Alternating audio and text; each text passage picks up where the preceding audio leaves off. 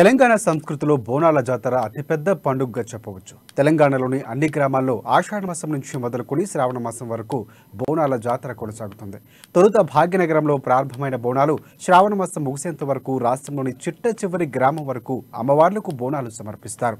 పెద్ద ఎత్తున బోనాలతో అమ్మవార్లను కొలుస్తారు.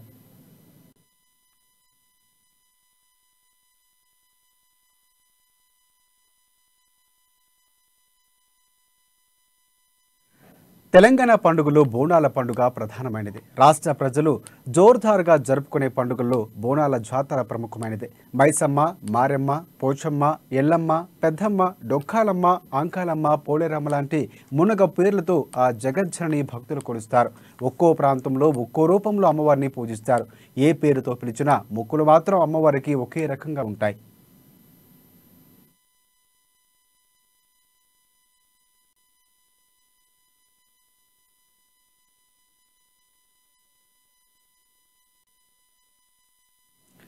ఇక భాగ్యనగరంలో జంటి నగరాల్లో బోనాల పండుగ అంగరంగ వైభవంగా జరుగుతుంది.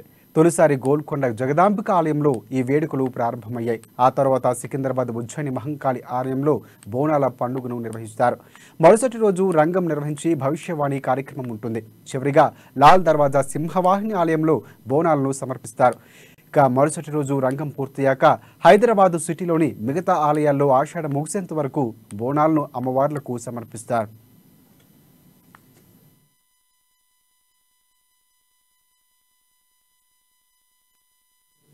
గంభీరమైన వేషాలతో పోతురాజుల ఆటలు, శివసత్తుల చిందులు, మేకపోతుల ఆటలు, వేపాకు తోరణాలు, డప్పులు వాయిద్యాలతో హైదరాబాద్ అంతా పండుగ వాతావరణంలో మునిగి తేలుతుంది.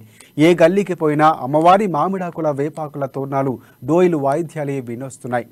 ఇక బోనం చేసే పద్ధతులు కూడా మహిళలు భక్తితో సిద్ధం చేస్తారు. తొలుత రాఖీ లేదా మట్టి కుండలో నైవేద్యం వండుతారు. ఆ తర్వాత పసుపు పెట్టి వేపాకు కట్టి అఖండ జ్యోతిని వెలిగించి గుగ్గిలం మైసాసిలు వేసి అమ్మవారికి ఇళ్లలో మొక్కులు సమర్పిస్తారు. ఇక అనంతరం అమ్మవారి ఆలయానికి బయలుదేరి వెళ్తారు. దారి పడుగున అమ్మవారి తమ్ముడుగా భావించే పోతురాజులు ముందు నడుస్తూ ఉండగా బోనాలు నెత్తినెత్తుకుని మహిళలు నడుచుకుంటూ వస్తారు. ఈ సన్నివేశంలో శివసత్తుల చిందులు, పోతురాజుల ఆటలు ప్రత్యేకంగా ఆకట్టుకుంటాయి. ఈ నెల రోజుల పాటు నగరం గ్రామాన్ని తలపిస్తుంది.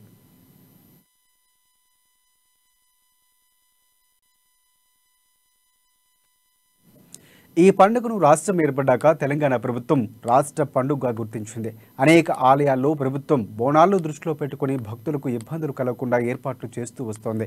హైదరాబాద్లో బోనాలు ముగిసిన అనంతరం తెలంగాణ పల్లెల్లో బోనాలు షురూ అవుతాయి. ఆషాఢ శ్రావణ మాసాల్లో ఆదివారం, శుక్రవారాలు కలిసి వచ్చే విధంగా బోనాలు నిర్వహిస్తారు. ఒక్కో గ్రామంలో ఆయా కట్టుబాట్లను బట్టి బోనాల పండుగను నిర్వహిస్తారు.